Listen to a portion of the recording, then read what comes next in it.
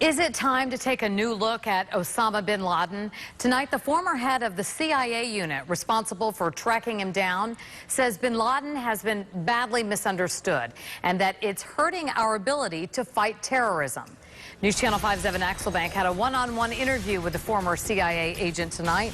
Evan joins us tonight from Boca Raton. Oh, go for it, go for it. Well, somebody's chipper this morning. Oh. You guys are there all this time? I didn't see you. Yeah, we just didn't want to interrupt your morning routine. Is doing cocaine every morning your routine? I'm selling it to the Jews in Boca Raton. They're slurping it up like candy. I'm telling you, they're addicted. Coal used to just be like a money laundering front. Why do you ask? Well, just because of this.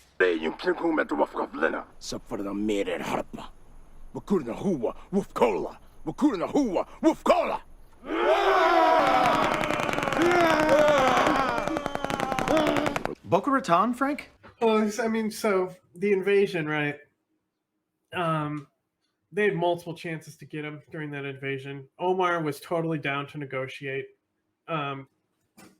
because they believed themselves to be like the same mujahideen that the U.S. was kind to and praised as heroes, even though they weren't.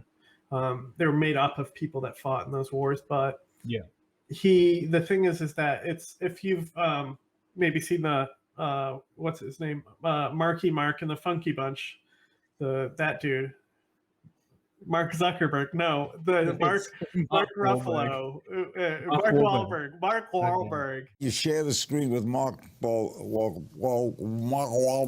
Yeah, you got it. I got it. I was gonna let you suffer for a little bit longer. Yeah, I just don't care about him because fuck him. But you know, he had that movie or Lone Survivor and shit. Well, yes. the dude who took him in that's the thing is that in Islam, everyone's heard maybe the Christian parable of the Good Samaritan. Islam takes that very seriously, where if there's someone in need, especially if they're Muslim, you have to take care of them.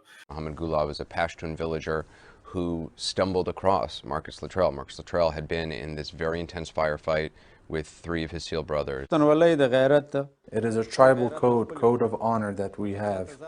Somebody that comes to you, you must help them if they are in need. Marcus has a beautiful ranch in Texas. There you have a rifle range.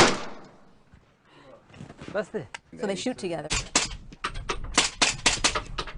And yeah, we went shooting with him. This is Anderson Cooper's interview, so we're going to get Anderson Cooper shooting some guns. Gulab likes to use an AK-47. Does he stay at Marcus's home? Yeah. He stays at the house. Yeah. It's a unique friendship. So they won't give people up, and that was enough reason to bring people in and torture them. Is it possible to sign my... Thank you. Find a space. Right here. Yeah. I got Netanyahu, Ariel Sharon, I got Demi Lovato, she's a brilliant singer. I just find her voice fantastic. Well, that's a first. That's the first time I've ever signed. But any interrogation would have been effective at that point, because they were it's just what they're taught, where it's like, if he's a Muslim, he's your brother. Even though bin Laden saw, Muslims who weren't as dedicated to him as almost as takfir, as the West.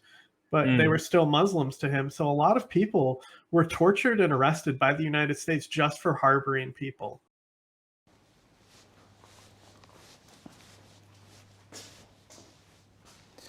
Peace.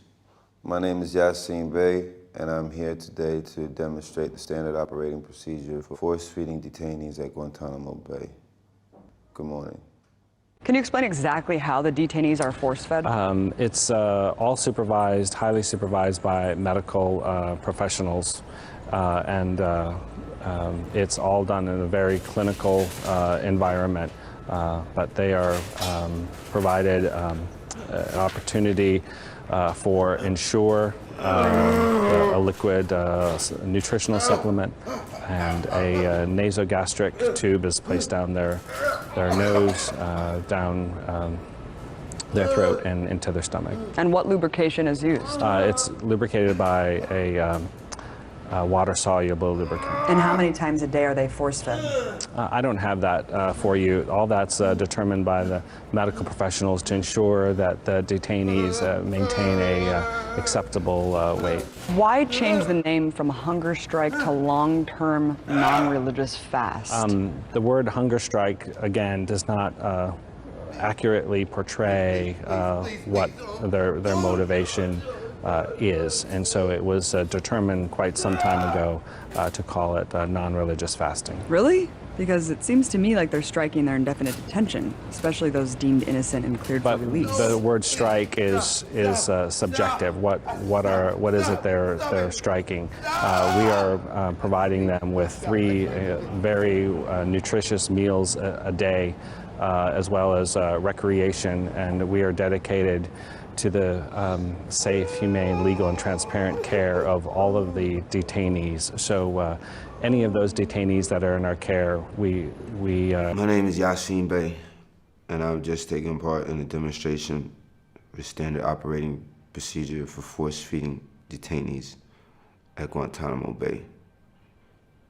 Peace and good morning. And even before Israel became independent, the Palestinians would hide the Jews, the Jewish rebels who were attacking the British. So it's definitely a thing that people take advantage of. Immediately after 9/11, the CIA set out to cripple al-Qaeda by kidnapping those who may have had a link to the terrorist group's leadership. This clandestine kidnapping was called Rendition, and Glenn Carl was about to be asked by the leadership of the CIA to find out exactly what one of these rendered prisoners knew.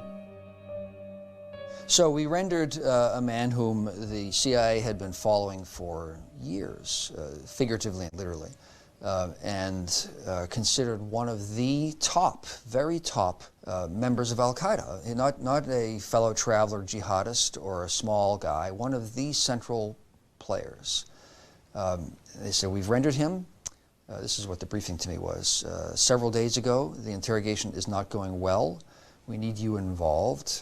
And he said, like this, standing arm's length from me, said, you will do whatever it takes to get this man to talk.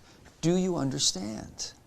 I could not believe that a CIA officer would be talking about what I considered torturing someone to obtain information. So I said, well, we don't do that. And his response was, well, we do now. So I said, well, what about the Geneva Convention? At that point, he became disdainful. And he said, well, which flag do you serve? Like, it was an attack on Christianity. It was an attack on America. It was an attack on the global capital and global military industrial complex. It doesn't matter that it was in America. That's, you know. Yeah, it just made them stronger. So, well, what you were saying, like, it was bringing everyone in. But it was an attack on everyone. It just took place on American soil is what I'm saying. Yeah. Like, a lot of people's money was in those, you know, military contracts and, you know, and their fucking trade. Here's a question. Do you think the US will experience another 9/11?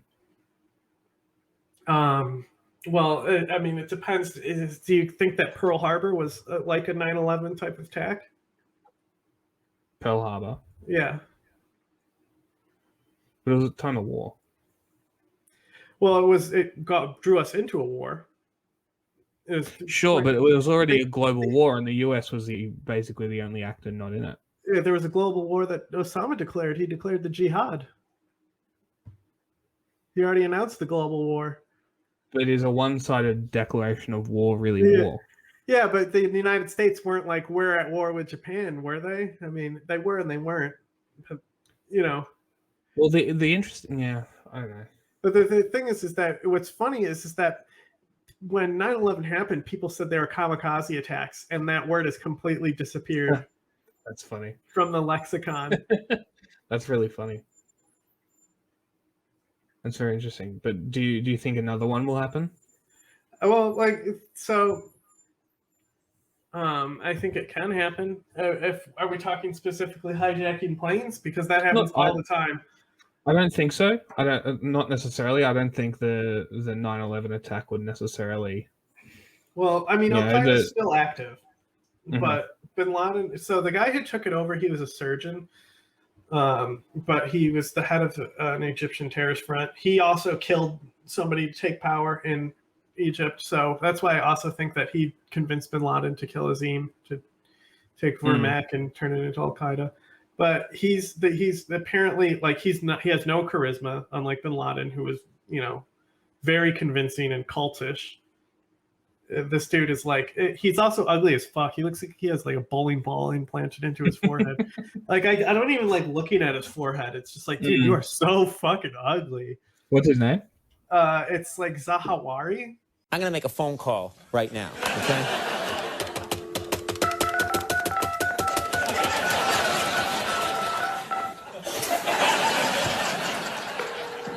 It's a real phone call, by the way. Hello, al-Qaeda. Okay. Excuse me, is this Ayman al-Zawahiri? It sure is. Is this Conan O'Brien? Yes, it is. Oh my God, I'm a huge fan. You just look up al-Qaeda. Look at that forehead. First picture is Osama. Yeah, it's a 5 head. That's what that is. Yeah, but he's got like he's got like this weird bump in the center of it, like somebody just bonked him on the head. Like he's like he got bonked as a kid. Yeah, he just probably that's what he does to like suppress the horny. He literally horny bonks himself every day. It's like it's called eversion therapy. They would do it to the gay kids who came to the conversion camp. That's funny. He doesn't even look worth following. That's funny. Yeah, he's not. So the thing is, so there's still an African belt. So across if people can look it up easily if you just type in al-Qaeda, but across the African belt, there's like a red line that goes across Africa, and that's where al-Qaeda still exists. But it's, you know, it's just more like they've turmoil in Africa than it is a threat to global peace. I mean, Africa is kind of always fucked. Yeah, and also the Taliban. Very short end. The Taliban's goal is just to control Afghanistan, and they don't want like to form a giant Islamic state. Yeah. So does Al Qaeda extend all the way down into Kenya and Tanzania? I would classify as Al Qaeda being every country in the global south. But can you clarify global south for people who might not know what that means? You know, basically they have a certain, it would be what you would call a third world. Okay. But we don't use terms like that anymore because the second world was communist. So there's because there's no second world anymore, it's global north, global south.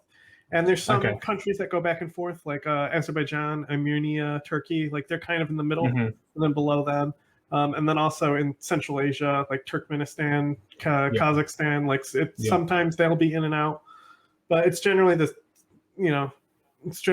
poor regions of the world that the United States and capitalism exploits and steals their resources from.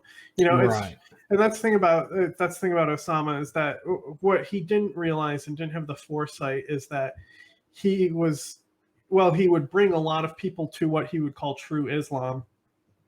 He did a lot of fucking damage to the Middle East and caused a lot of turmoil, even his death. So you see Daesh come right after his death. Yeah. How many people do you think were actually followers of bin Laden, but they saw this new dickhead with the fucking bonk head and they were like, fuck this guy, and they started following Baghdadi. It's not a bad theory that maybe they lost their leader, so they went somewhere else.